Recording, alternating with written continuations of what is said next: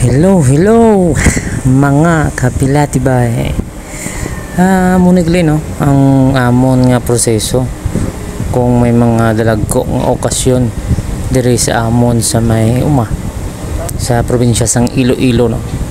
Amo na ang proseso sa pagluto sang rice or kanon. Nagluto kami sa may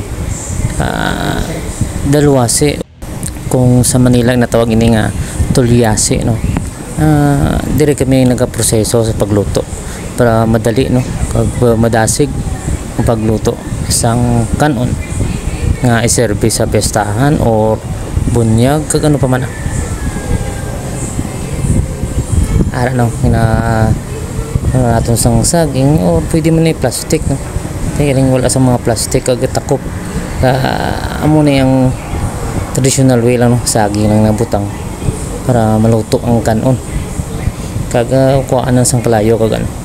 Amo na yung mga proseso diri sa Iloilo. Salamat gid.